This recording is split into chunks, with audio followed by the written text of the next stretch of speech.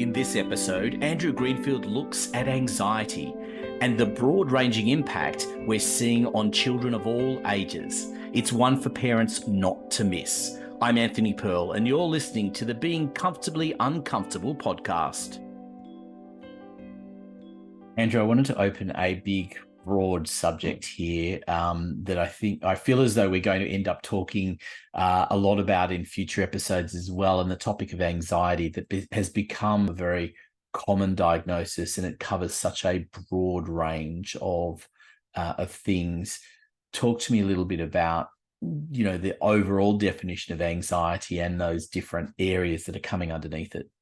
In terms of anxiety, anxiety can be a huge umbrella term for lots of different factors. Often we talk about a generalized anxiety disorder, but accompanied with that, we can also have things like social phobia. We can have PTSD. We can have obsessive compulsive disorders. They all come under the umbrella of anxiety, and it's going to affect different people for different reasons and in different ways as well. So the umbrella term is generalized anxiety disorder, but that's going to be quite different for each individual as to how that affects them. And you might have a combination of social anxiety or social phobias and OCD, or you might have a panic disorder. Again, that's going to affect you in different ways. So anxiety is going to mean different things for different people, and it's important to, again, get a specific, proper diagnosis of that from the appropriate professional. And they would go through, we would go through the diagnostic criteria of what anxiety is and how it affects you specifically. Are there some warning signs that parents might be on the lookout for to see whether a child is maybe struggling with some kind of level of anxiety that should send them down the path of getting a diagnosis, or at least starting down an assessment in the first place? Yeah, and some of these warning signs, I guess, can be quite obvious, where a child perhaps has a panic attack before an exam because they're worried about how they're going to perform. So that is relatively obvious. They might have difficulties going to a party because they get a little bit anxious when there's lots of people around, and they might have a change in sleep routines, and they might have a lack of confidence and keep to themselves. So there's a whole range of different. They can even have physical symptoms like chest pains or nausea and dizziness at certain times. That can also excessive heart rates and sweaty palms. That can be like physical symptoms that kids can have. So we've got to be. Often it's also looking out for a particular change in anything. So normally when your child's incredibly social and they no longer want to be that social, well, that's a change that we need to be aware of. Normally when they're having difficulty sleeping or getting to sleep, where normally they wouldn't have that difficulty, that could be a sign as well. So it's important to look at any particular changes, and that's going to be particular to each individual child. And we all know our own kids best. So it's about trying to just be aware of what those changes are and how it affects your individual child. And I suppose there then comes the next level is treatment, which is obviously going to vary depending on the kind of anxiety they have. But I think the first question for a parent is, generally speaking, is anxiety treatable? And is the answer always medication? Or are there other things? Yeah, so in a lot of cases, in the more severe cases, a child may go to a developmental pediatrician or even GP or psychiatrist, and they might be prescribed medication, and that can certainly help in lots of different ways, but not in every case. So there's lots of things that can be done to be able to help kids with anxiety, and often we talk about the whole point of a child's might be anxious. Well, they might be uncomfortable. We talked about living with uncomfortability. So to me, it's about making sure that that child is okay with feeling a bit uncomfortable some of the time for some reasons. Hence the title of the podcast. So learning to be uncomfortable, and you're going to be uncomfortable when you're anxious or when you're worried or when you're you're frustrated or you're embarrassed. You're going to be uncomfortable for all of these different reasons. often what we try and do is we try and learn to be able to. We often try and switch that around and try and become more comfortable. But that process of trying to become more comfortable can exacerbate the issue in the first place. So we've got to make sure that we try and turn that struggle switch off sometimes and learn to accept being a little bit uncomfortable some of the time. And that's a really basic premise for, I guess, what's called acceptance and commitment therapy, acceptance and commitment therapy, otherwise known as ACT. Um, so, we've got to make sure that we don't struggle with being uncomfortable, because that itself can further perpetuate the issues. So that's something that I talk to kids about every single day, and we talk about what makes them feel uncomfortable. And talking in detail about that can really help the situation, and even normalizing it to some degree as well. It's such an interesting area, anxiety, in that it feels in many respects that it's a newer diagnosis, and that older generations struggle with that sort of terminology, and it's sort of, embark on the, well, just tough love will sort it out. But that's, Mm. we know better these days. That's not really the answer, is it? Yeah, I mean, that's often how people used to do that, 50 years ago, but it didn't necessarily mean that they dealt with it particularly well. So, it may look like they ignored the issue, but that, I guess, the difficulties came up in other ways where they maybe were more prone to being angry or frustrated and let it out in other ways. So, it's never going to be the answer just to kind of let it, just to ignore it and make it go away. It's important to, for some of the younger kids, I always try and put a scale to it. So you can maybe use an emotional thermometer for the younger kids, where um, there's a certain scale of how angry are you, or how upset are you, how embarrassed, how frustrated are you. Kids will tend to catastrophize everything. It's always the end of the world. It's the worst thing that could have happened to me. Well, when we start to break it down and talk about what happened, how they felt about what they did about it, once you start, going into detail about the actual event itself and what it meant for that particular person, they often realize, well, it's not the end of the world, and it's not the worst thing that could have happened to me today. Um, and it's so important. And what I get them to try and do is to actually change the words that they use, rather than catastrophes in words that are catastrophizing. Say it's the end of the world, it's the worst thing that could happen. Saying, well, this is what happened. I had a bad day at school, but just because I had one bad day doesn't mean that every day is going to be terrible. Or maybe one friend didn't talk to me and that made me really upset. Well, maybe because that person wasn't feeling that well, or they weren't interested in what I was doing, or they had that there are particular reasons as to why that one person wasn't interacting with me today. But tomorrow's a new day, and we'll see how it goes tomorrow. So trying to put everything into perspective, I think, is really important as well.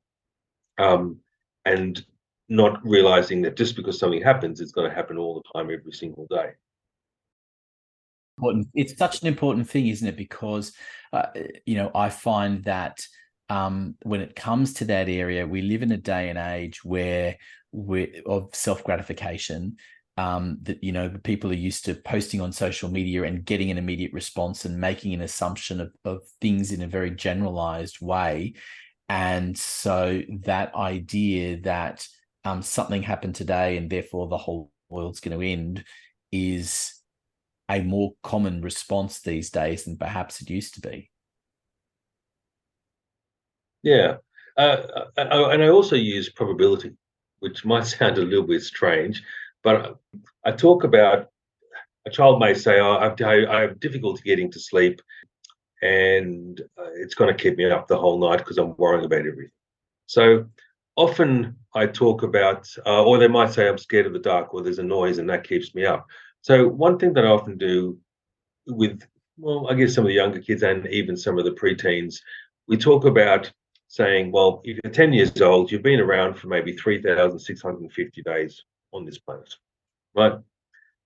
Out of those 3,000 or 3,500 days, how many times they might be worried about a noise that they've heard, and that perpetuates the next night and the next night. How many times has there actually been something that you've seen that has been an actual reason that you should have been awake? And the child thinks about it, and they maybe look at their parents and they say, well, oh, well, I thought there was. I said, no, not what you thought. How many times has there actually been something that you should have been concerned about that would have absolutely kept you awake? And they say, well, no, not that many times. I can't actually think of anything. And then I ask the parents, how many times have you walked past the child's room and said, well, hey, you know, you should be afraid, you should be concerned, you should be, it's no wonder you can't get to sleep. And they say, well, no, not one single time was there actually something there. So it points out to the child, out of the almost 3,600 days that they've been on this planet, not one single time has there actually been something there they should have been concerned about or afraid about. It was just a thought, and it was what their thoughts, that they got carried away with their thought. Well, what's the chance that for the next 3,600 days is there going to be actually something there that you should actually be concerned about? It's very unlikely. So starting to get them to think a little bit like that. And I often say, well, if there is actually a reason as to why you should be concerned about the dark or uncertain noise, your parents will know about it at some point as well. So they will make sure, their job is to make sure that you're safe under any circumstance. They will make sure that if there's a reason that you should be awake, or that you shouldn't fall asleep, or you shouldn't feel comfortable, they will let you know. You have to learn to trust your parents and the other adults that are around you. So trying to give them some control over that, I think, can be helpful. For some of the younger kids, I say, well, you take control. You can maybe line up all of your fluffy toys for some of the younger kids, and they can keep guard, and they will let you know if there's an actual monster there, if that's the words that they're using. I don't want to put words into into their mouths, but when they use these type of words, I will say, well, these fluffy toys can look after the monster. Or some of the younger kids even have a piece of string with a little bell, and if there's anything that's going to come near you, we'll know about it because the bell's going to ring. So, we've got to get these kids to take some control over actually what's happening in their emotions as well. And just giving them some of these skills can actually be quite helpful, where they realize, hey, I'm in control to some degree. It's not all out of my control completely. Yeah, and I think you talked about it earlier, that whole idea of emotional regulation. And as a parent, there's the helping your child through it. There's the strategy, I suppose, as you were saying there, of helping the child recognize it. And then I suppose then the extension of all of that is the area around schooling, and because it doesn't always happen in that the anxiety occurs in the home environment. It can happen, as you talked about earlier, in a school environment around tests and those sorts of things. So how do you keep those strategies going with schools and with teachers, particularly in both primary and high school? Yeah, and it can be incredibly difficult within those environments because there's a limit to how much you can control within those environments. So again, if you have a specific diagnosis, it's important for the teachers and the people in those schools to be able to be aware of what you were diagnosed with, and they can at least help you through that to some degree. But it can be incredibly difficult within those environments because it is out of your control. Again, there are certain, I guess, strategies in place where for some of the younger kids within the primary schools, they can have someone that they can go to, or two or three people unconditionally when they feel a bit uncomfortable, and they can talk to that person about their feelings or how the day was. And sometimes that's all it takes, is just going to talk to someone completely unconditionally where they won't judge you at all. And it could be the deputy principal, it could be the person in the office, it could be the school counsellor, if and when they're there. So it doesn't really matter who it is, but at least that no matter how you're feeling, there's always someone that you can go to. It's a little bit harder within the high school environment because when you're feeling anxious, you don't necessarily want people to know, or it can be very embarrassing. So kids are less likely to be able to speak up or to be able to go to someone. But I often say, if your child has has this underlying difficulty that's there, it's important to communicate with the school and make sure that at least they're looking out for your child and checking in every now and then. So it comes from other people rather than from the child, because some kids will never want to talk to anyone about it, because they feel very self-conscious about that.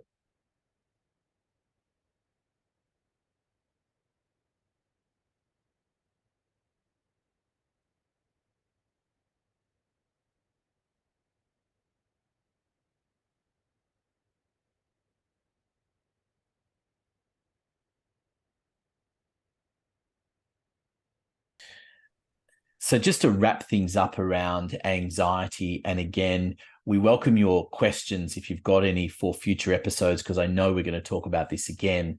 I guess the important thing with someone that has a child that's just been diagnosed with some kind of anxiety is knowing what's the implications for what that will mean for their future.